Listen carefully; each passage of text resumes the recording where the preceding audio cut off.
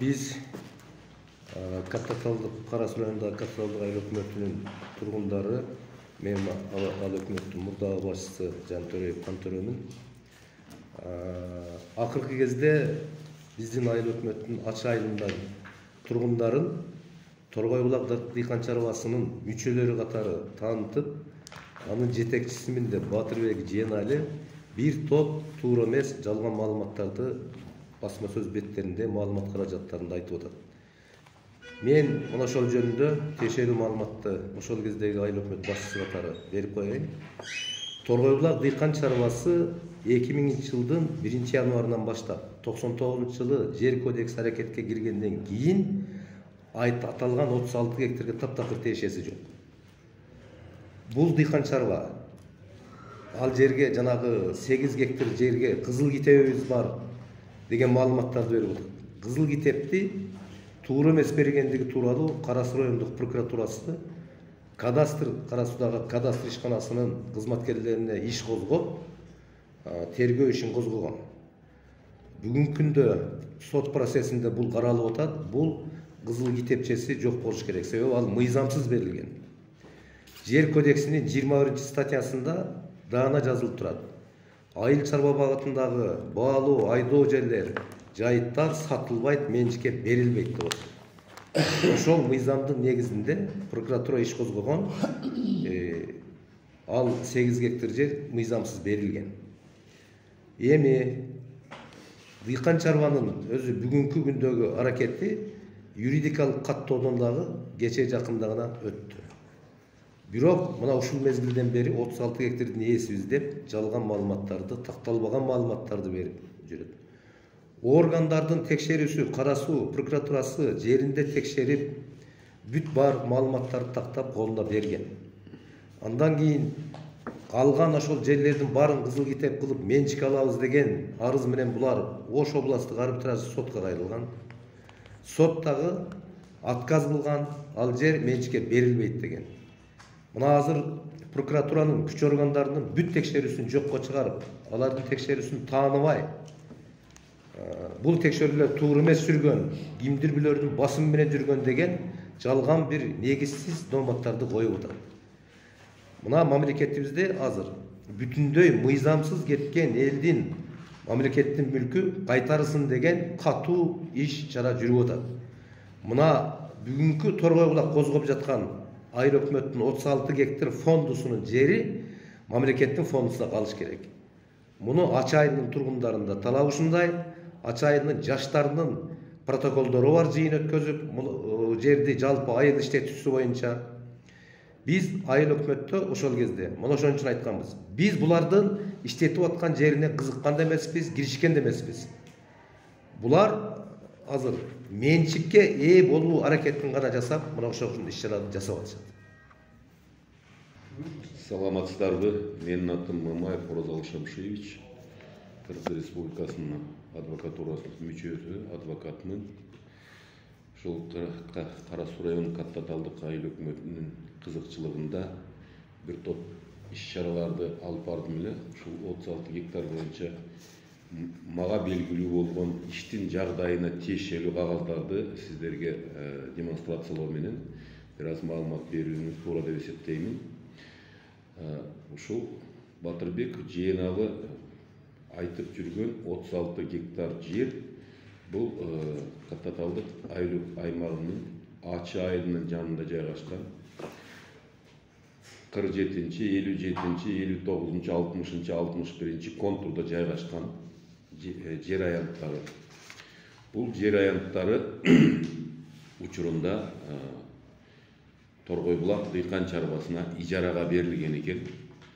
Бул жер тилкелерде бак бар болгон, алма өсүмдүктөрү, өрүк жана башка бактар өсүп турган экен ошол учурда. Мурун Манас кооперативине тиешелүү жер болгон экен. Мына могу картада ошол жердин чиймеси турат. Бүгүнкү күндөгү жагдай.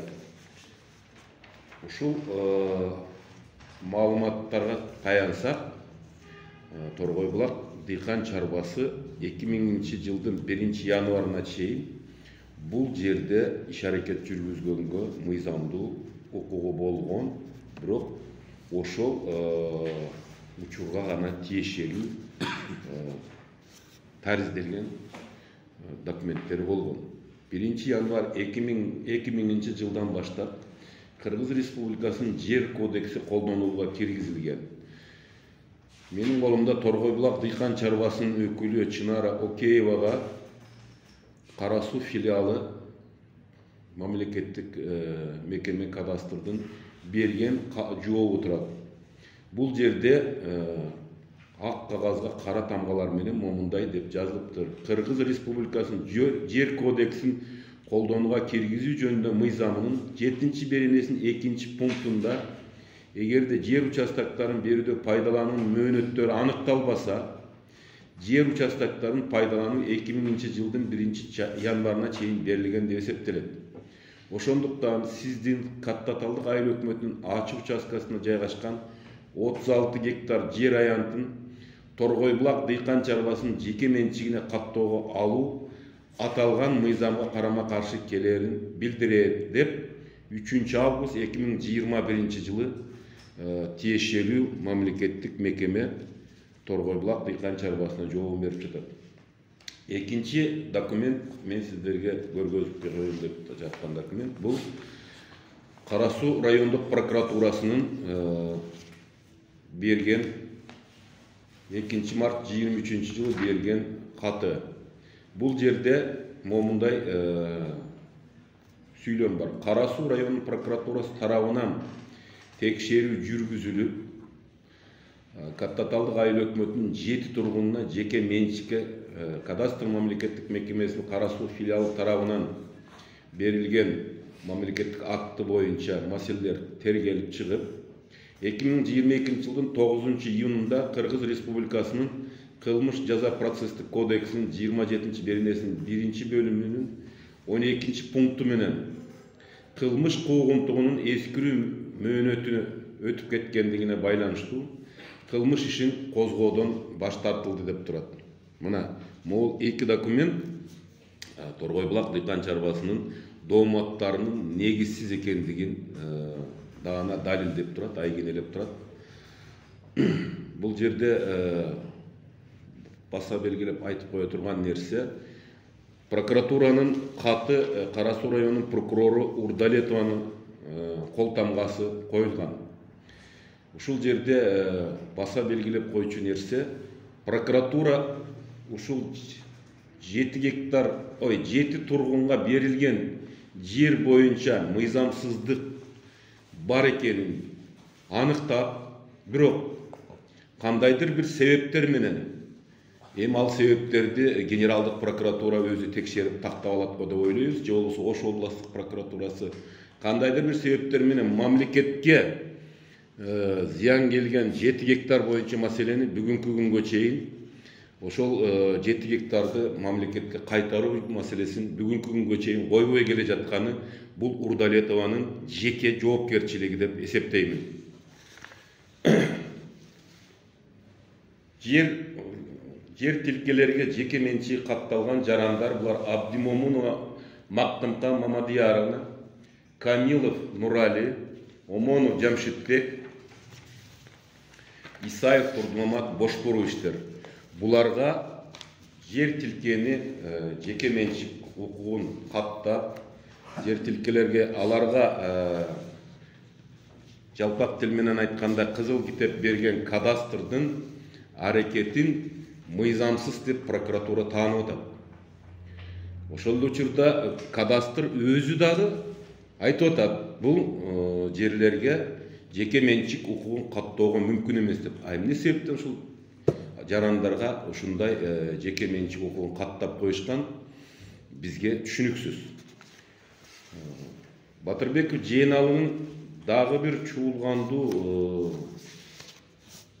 ушул ой пикирлерине бөгөт койгон дагы бир документ бар. Бул Бишкек шаарынын административдик сотунун 2022-жылдын 12-сентябрындагы чечими. Батырбеков Жээналы ошол Торгой Булак деп аталып жатқан жерде 6 гектар жер тилкени ошол Каттаталдык айыл өкмөтүнүн тургундарына үй куруу үчүн трансформациялап, анан ошол 93 жаранга таратылган маселени мыйзамсыз деп таанып, эсептеп, Кыргыз Республикасынын Кабинет министрликтин токтомун, мына могул токтом, 48 токтом 2021 жылдын 29 июнда Кабинет министров ушул 62 контурдагы 6 гектарды трансформациялап, жеке тургундарга жеке үй куруу үчүн берүүгө уруксат берген. Мына ушул өкмөттүн токтомун мыйзамсыз деп таанып берди деп Батырбеков Жыеналы Бишкек шаарынын административдик сотуна кайрылган. Бишкек шаарынын административдик соту 2022 жылдын 12 сентябрында төрагалык кылуучу Тагаев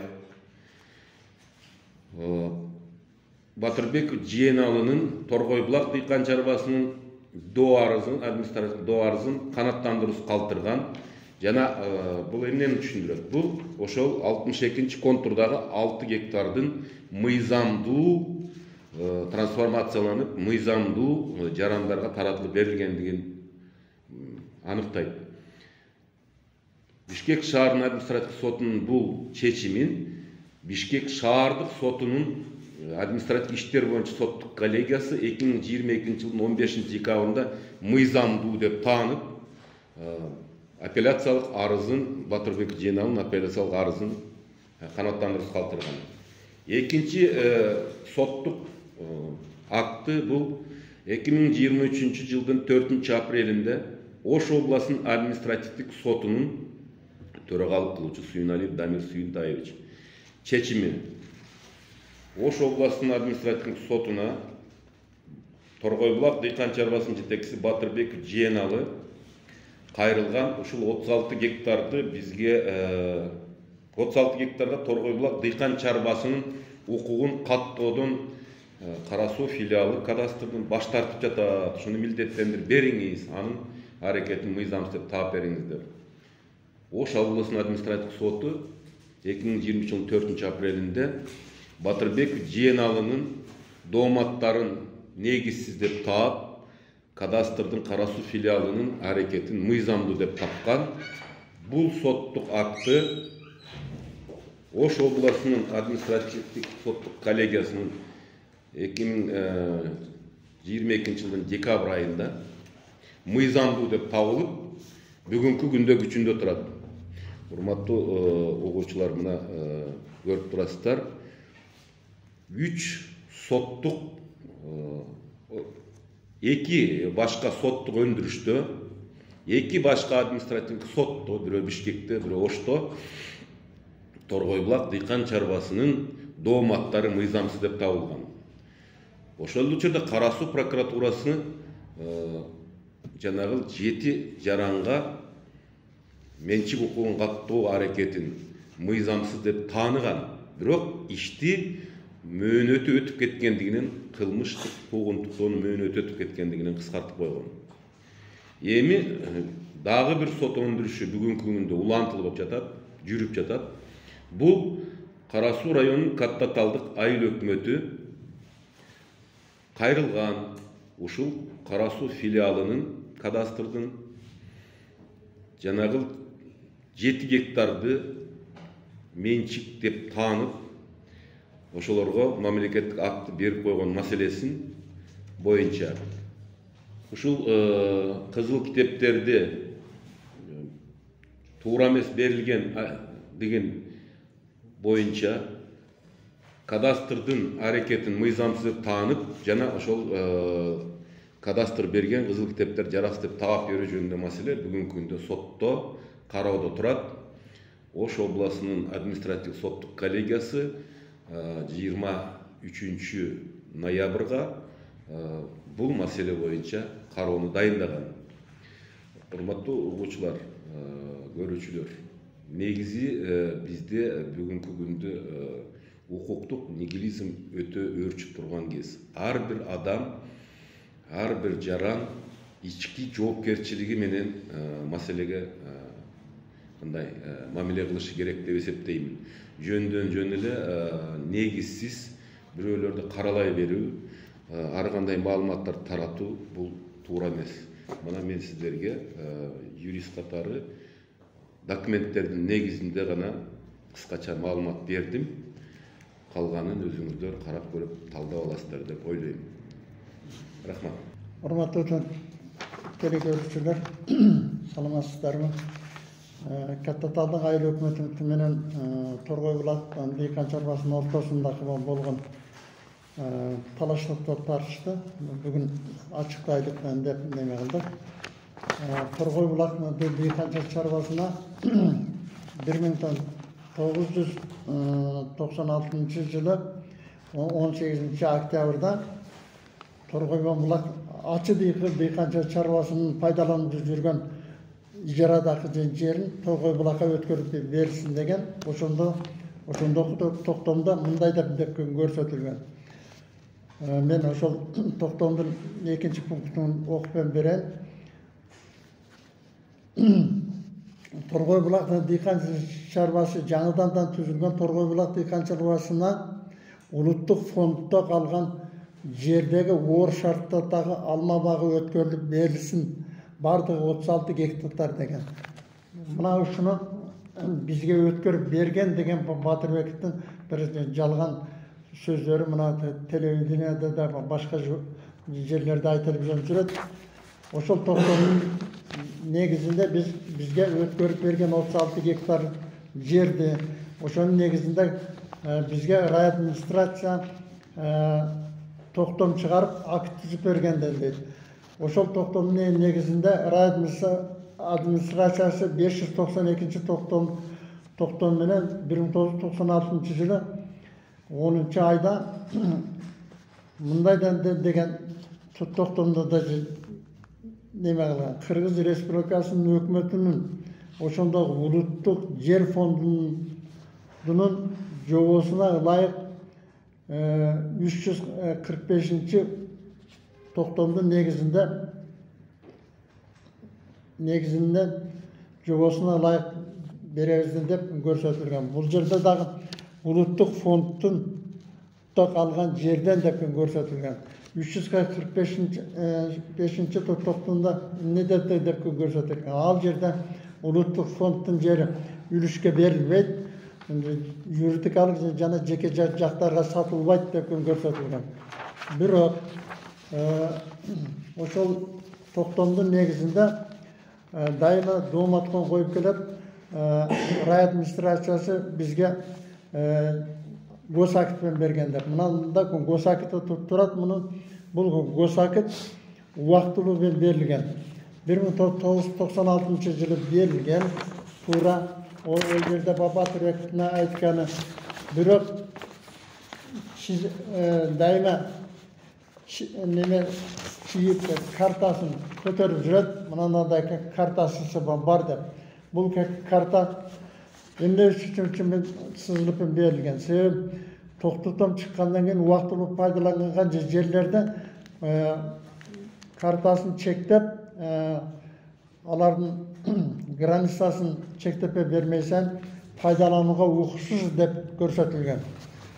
Андан кийин ушул токтомду менен 2000 жылга чейин пайдаланышкан.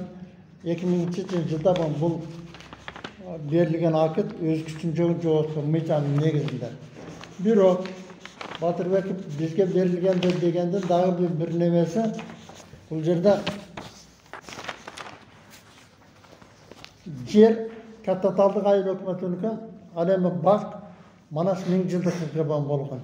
Манас 1000 жылдын багын ошол жердеги бакта иштеген багбанчылар сураган, арыз жазып суранган үчүн ошолорго убактылуу пайдалануу үчүн бериш үчүн мындай акт түзүлгөн. 9 адамдан турган акт түзүп, акттын негизинде токтом кабыл алышкан. Ошол токтомдо көрсөтүлгөн жер Каттаталдык айыл өкмөтүнүкү. Al эми жердин üstündeki bak Manas Ming kooperativnikide деп көрсөтүлгөн.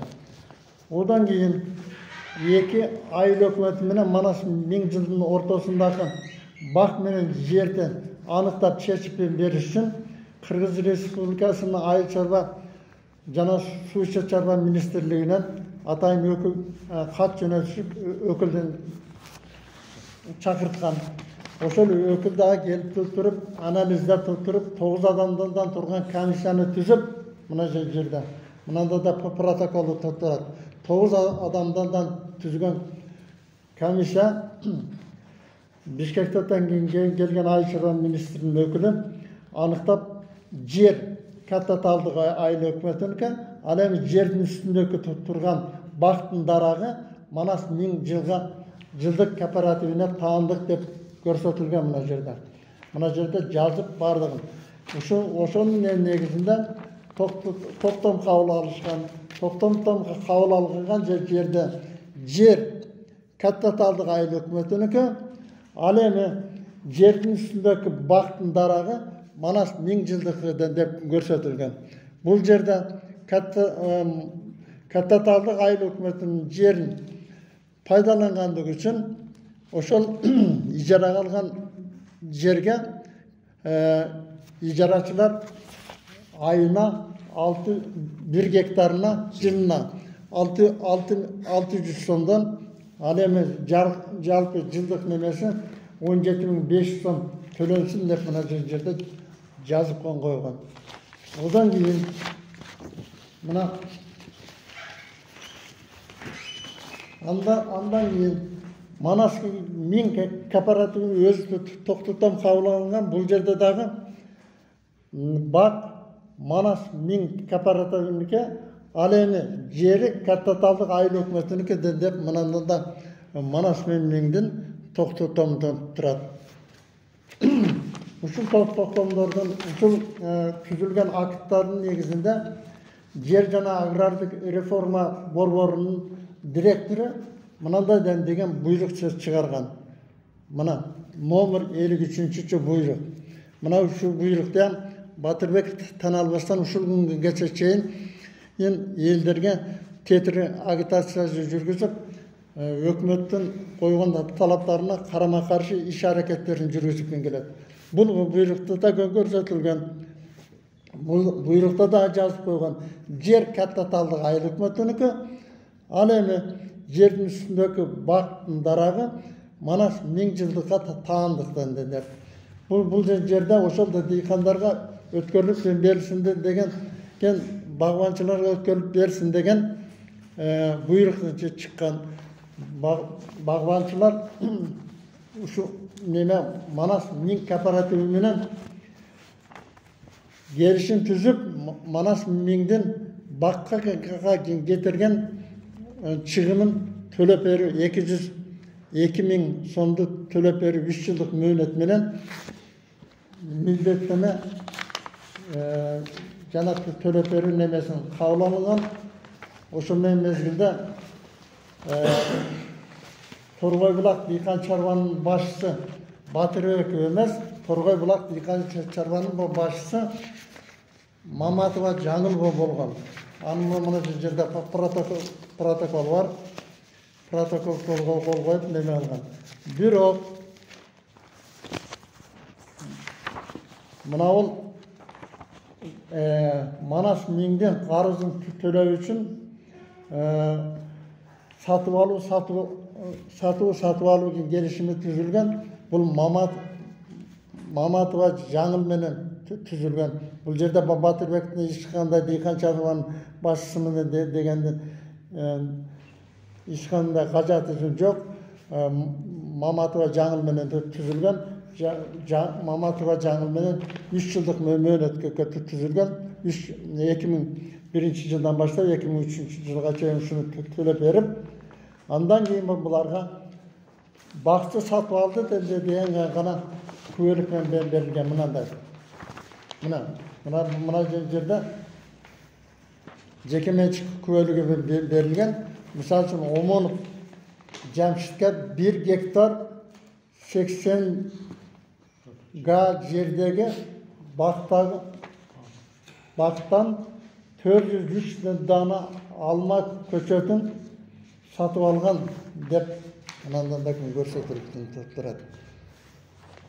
Ушулда документтерге дагы неме кылбасам, Батырбеков жалган дәлелденбеген документтердің негізінде айыл өкіметтеріне туымат қойып, бірлі айыл өкіметі емес, айыл өкіметінде жашаған елдерді дағы мындай жаман астықты қылып атады. Дәлелдеген документтердің бардығы прокуратурада сотта дәлелденген.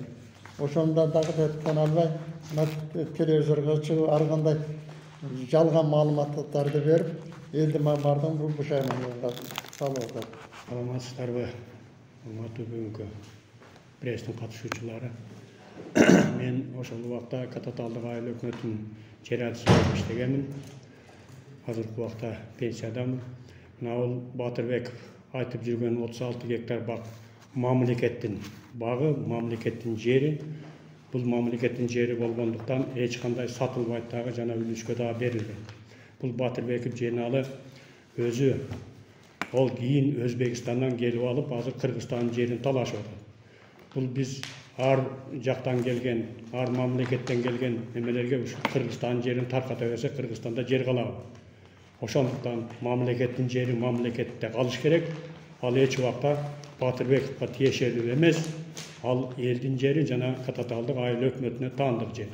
Ошондуктан Батырбековго эч кандай жерди бербеш керек. Борбоев Манас аке айтып кеткен бак боюнча, бакты сатуу маселеси боюнча мен бир аз кошумчалап коеюн. Ошол Ачы айылынын айрым бир тургундарына ушул 36 гектар деп аталып жаткан жердин үстүндө өсүп турган бак сатылган экен. Бул жөнүндө ошол кездеги Кара Суу районундагы жер жана агрардык реформасы берген укук берүүчү күбөлүктөрү бар. Бирок бул документтер ошол үстүндө өсүп турган бактар боюнча гана. Мыйзам боюнча жерге укук ажыратуучу документ кандай учурларда берилет? Ал так даана аныкталган. Ошолордун арасында жер жана агрардык реформа боюнча борбор ал мекемелердин арасында жок. Ошондуктан бул документтердин негизинде жарандардын жерге болгон менчик укугун каттоого Кара Суу райондук филиалы кадастрдын эч кандай мыйзамдык негизи жок болчу. Мына ошол мыйзамсыз иш аракети жүргүзгөндүгү боюнча тиешелүү далилдер бул Кара Суу райондук прокуратурасынын жана токтому, Бишкек шаардык административдик сотунун соттук актысы, Ош областынын административдик сотунун соттук актысы мына ушул позициянын тууралыгын дагы бир жолу далилдеп турат. Ал эми 7 гектар жердин бүгүнкү күндө формалдуу түрдө менчик болуп кеткендиги боюнча маселе күн тартибинде турат. Бул маселе боюнча Кара Суу райондук прокуратурасы ушул 7 гектар жерди айрым бир эсептөөлөр боюнча ар бир гектар жер бүгүнкү күндө Кара Суу районунда 2 миллиондон 5 миллион сомго чейин наркы аныкталып турат. Ошондо мамлекетке 14 миллиондон 35 миллионго чейинки зыян келтирилген деп эсептеп турушат Кататалдык айыл өкмөтүнүн администрациясы. Мына ушул жер мамлекеттин менчиги, Кататалдык айыл өкмөтүнүн менчиги эмес.